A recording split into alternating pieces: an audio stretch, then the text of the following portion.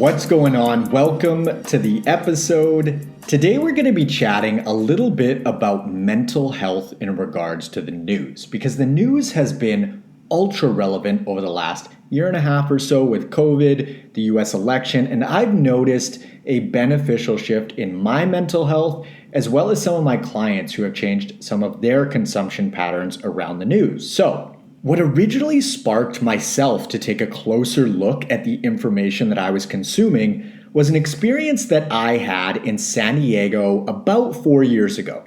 So San Diego is super close to the Mexican border by Tijuana, and folks take day trips from San Diego to Tijuana all the time because it's that close. And I was thinking about taking a day trip. However, I then had heard the president at the time had shut down the border and that there were 8+ hour waits and no one could cross. This was all over the major news networks. So I decided not to go.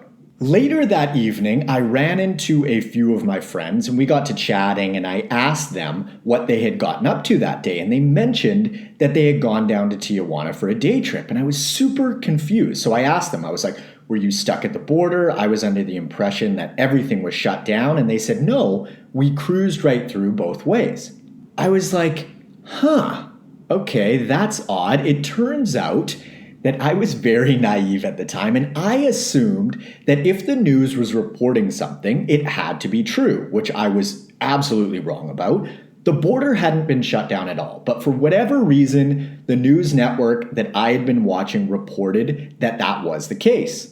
The second experience that I had was living in Playa del Carmen in Mexico, and a friend of mine texted me to ask me if everything was okay because he had heard that there was a shooting right outside of Playa, and I actually hadn't heard anything about it. But I looked at the article that he sent me, and the title of the article read something like "Shooting Near Playa del Carmen." But when I read the actual article, the shooting had taken place about 5 or 6 hours south of Playa del Carmen, closer to Belize. But when I got to thinking about it, I realized that's not a very relevant or interesting story for the news to report in Canada or the US, because very few tourists, if any, visit that specific area of Mexico. So the author, or whoever decided on the title of the article, clearly wanted to generate as many clicks as possible by saying close to Playa, because a lot of Canadians and Americans travel there for vacation. Now, these experiences brought up one of the most important realizations that I had in regards to the news. The news is a business, first and foremost. Their number one priority is not informing the public necessarily.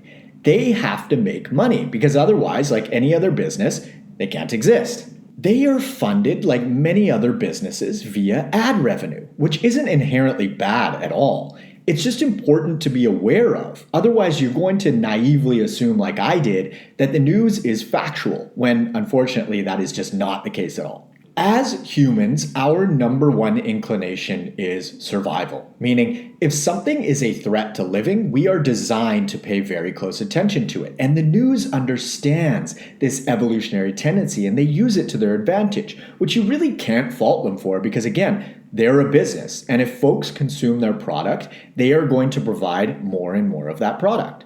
So you can think about the news sort of like a drug dealer, except they don't sell drugs. They sell fear. And the easiest way to distinguish this is just by looking at the type of stories that get reported. You rarely hear about all of the incredible things that humans do for one another on a daily basis. You hear about all the fucked up shit that's happening, and it paints a picture that all of that stuff is not only happening, but it's essentially happening in your backyard or down the street, which just isn't true. This matters because the information that we consume is like food for our brain. It can be healthful single ingredient whole food, or it can be ultra processed junk food and everything in between. So if you're consuming fear, that's going to impact your brain and mental health to a massive degree. Just like if you're consuming pizza. There are some serious repercussions to that. We all know folks in their 70s and 80s that watch the news all day long and barely leave their homes because they believe that the world is a cruel and dangerous place, and it can be. But there's way more good going on in the world on a day-to-day basis than bad, and it's only getting better. We may not perceive it that way, But here are a few stats that I think that you'll find interesting. Comparing the United States today versus 30 years ago, the homicide rate has declined from 8.5 per 100,000 to 5.3 per 100,000. So it's almost halved. The poverty rate has declined from 12% to 7%. Pollution has declined from 35 million tons of particulate matter to 21 million tons of particulate matter, and from 20 million tons of sulfur dioxide to 4 million tons of sulfur dioxide. Now, you might be thinking, well, that's just the US, the world as a whole is getting worse. So here are a few worldwide numbers. Comparing the world now to 30 years ago, there are around 10 ongoing wars today, and 30 years ago, there were 23. There are 60 autocracies today, whereas there were 85 30 years ago. And an autocracy is a system of government controlled by one person with absolute power. So an example would be North Korea. 30 years ago, extreme poverty worldwide was at 37%. It's at just under 10% today. 30 years ago, there were 60,000 nuclear weapons. Today, there are only 10,000. Now, if you're curious as to where I got these stats, I got them from Steven Pinker's work, which I'd highly recommend. He is a world-renowned cognitive psychologist. Big fan of his work. So if that's not progress, I honestly don't know what is. But when you watch the news, the picture that is painted is completely different, and that informs your worldview, what you believe, how you act, your levels of anxiousness, how well you sleep. Again, what are you feeding your brain? That's the big question that I want to pose in this episode. We're all well aware that what we feed our bodies is super important, and I've dedicated a large part of my life to learning about it and helping folks implement it. And what you feed your brain is just as important, because as you've heard me say in other episodes, the physical, mental, and emotional bodies are all inextricably linked. Your physical health impacts your mental and emotional health. Your mental health impacts your physical and emotional health, and your emotional health impacts your mental and physical health. These are not separate compartments. They're more of a Venn diagram with health sitting at the center of it. Now, it's worth mentioning that if you're one of those folks that just really likes to stay informed, that is totally cool, and I get it. There are a few things that I'd recommend in a scenario like this. One being, if you do choose to watch the news, the most reliable way to know what's true and what's not is if both sides of the media are reporting the same story with the same facts, okay? So an example of this would be if Fox and CNN were talking about the same event and the events as well as the statistics match up. Now, if, for example, Fox and CNN are reporting different things regarding the same event, the truth likely is somewhere in the middle because news outlets have biases as well. They back certain policies and candidates, and they're heavily invested in the political landscape. And so it's really important that when the two sides are reporting differently, that you take that information with a massive grain of salt. I actually see this in nutrition science all the time. The same study or information can be interpreted completely differently depending on who's looking at the results, because a lot of the time the individual looking at those results wants the outcome to turn out a certain way. But unfortunately, that is not how true science is done. Let's take a vegan and a carnivore diet as an example. These two diets couldn't be more different because a vegan diet excludes all animal products and a carnivore diet excludes all plant products. And the truth is that humans are omnivorous, meaning we're designed to be able to eat plants and animals because animals have nutrients that plants don't have and vice versa. Now, under certain circumstances, a vegan diet or a carnivore diet may be the best fit for an individual at a specific point in time for a specific purpose or outcome. But for the vast majority of people, a middle-of-the-road approach when it comes to food options is the sweet spot. The same concept applies to the news. The truth is usually somewhere in the middle. So if you do decide to continue watching the news, I'd recommend watching left-leaning news outlets as well as the right-leaning outlets, because like I mentioned before, that's really the only way to know if you're getting the truth due to these built-in biases of both sides. We often hear that there are two sides to every story, right? There are actually three. There's your side, there's the other person's side, and then there's the truth. Personally, I choose not to consume the news anymore, and instead I listen to long-form podcasts because they have a massive advantage in the sense that ideas can really be explored and fleshed out in more detail and nuance versus a 3-minute soundbite clip on the evening news that's essentially designed to be inflammatory and super catchy. Long-form articles are another great resource because they too can delve into the details, and the details matter because let's use the example of meeting someone. First impressions are huge, right? But let's say that you met someone really quickly in a specific setting and for whatever reason, they rubbed you the wrong way and you decided not a fan of that person. And then maybe you meet them once more and have a chance to truly sit down and connect with them and learn more about where they've come from and their individual perspective and life experience. And you're like, shit, I read this one wrong. This person is really great. And I understand so much more about them now. This is short and catchy 3-minute bite-sized clips versus long-form delve into the details, nuanced information, and life is nuanced. Another thing that you can do to get a more subtle perspective of the world is to travel. Oh man, for myself, this has been the biggest piece of the perspective puzzle because I've heard so many things about so many places that turned out just not to be true, or at least very much different than my personal experience.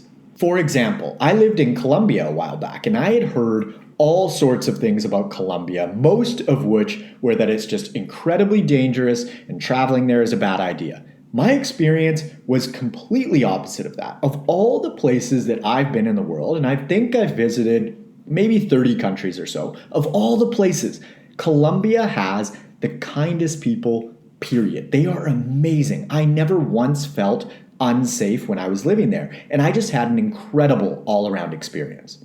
Another quick example was Paris. So many people told me how rude people were in Paris and how they didn't like tourists. Not my experience in the slightest. People were really nice and more than happy to help me out with directions or whatever I needed at the time. I had an entirely different experience than what I had heard about prior to actually going there. I could go on and on as far as examples go, but you get the idea. Hearing about someone, something, or somewhere is entirely different than experiencing it for yourself. Now, as far as specific resources go that aren't the news, my go-to resource at the moment is a podcast called Conversations with Coleman. And in my biased opinion, Coleman Hughes has a really balanced and fruitful approach and discussions with folks on both sides of the political spectrum. And he's just really thoughtful, he's thought-provoking, and a pragmatic person in general. Highly recommend. Steven Pinker is another great person to follow. He's written a bunch of books, and is just a super intelligent and thoughtful guy, and I'd recommend his work as well. I'm a huge fan of Rob Wolf, who's been on the podcast a couple times, and if you follow his podcast, The Healthy Rebellion Radio, you could sort of get the best of both worlds as far as nutrition and health stuff goes, but also current events, because he puts together these episodes called Salty Talks, where he delves into hot topics. I'd highly recommend the Healthy Rebellion Radio podcast as well, and I will link to all of these resources in the show notes for you. Now, the last thought that I'll leave you with on this whole mental health and news topic dealio is an evolutionary psychology one. Relatively speaking, the internet is super new. It's been popular-ish since the early 2000s, more or less. So let's say it's roughly 20 years old, meaning we've been evolving for millions of years without it. And I know that a lot of folks really believe that everyone should be informed on current events. But the truth is that I'm not sure that our brains are able to handle this much information about what's going on the other side of the world. For example, I'm in Vancouver, Canada right now, and I can find out about all sorts of horrible stuff happening thousands of miles away. Without the internet, that's not possible. And so I'm just not quite sold on the idea that everyone should be informed just because our brains haven't evolved to know much of what's going on outside of word of mouth and stories being passed down through the generations within our tribe. Now, I'm not anti-internet or anything like that, but the thing that I remind myself often of is My day-to-day experience is completely different than the perception that is given about the way that the world is via the news and the internet. I would say that 99.9% of my interactions on a day-to-day basis are awesome. But that is not the picture that the news paints. So this is the primary reason why I decided to stop consuming the news, because I just found that my personal experience of the world was very different than the one that the news outlets were painting. So I listen to long-form podcasts on various topics. However, I do look at it like this. If something is that important, someone's going to tell me about it. And everything else is essentially day-to-day noise. The most important events everyone finds out about, and all of the trivial moment-to-moment bullshit just fades away into the background. And I just don't think that I need to know about all of that momentary stuff. That's just my personal perspective and how I set myself up for success in regards to my mental health. Ultimately, you need to figure out what's best for you, your psychology, your life, your health, all of that good stuff. I just wanted to share my experience because I think that COVID has really shined a light onto this whole news and media topic in regards to mental health. If you're interested in applying for one-on-one nutritional coaching and or workout design with me, you can click the link in the description below or head on over to n1fitness.com/coaching. Follow me up on Instagram at N1Fitness and feel free to friend me on Facebook at Marcus Sadu. And leaving a review really helps the pod grow and reach more folks. So if you're willing to do that, I truly appreciate it. And if you've already left a review, thank you so much. Lastly, be sure to hit the subscribe button on whatever platform you're using. Thanks so much for tuning in, and I will catch you on the next episode. See ya.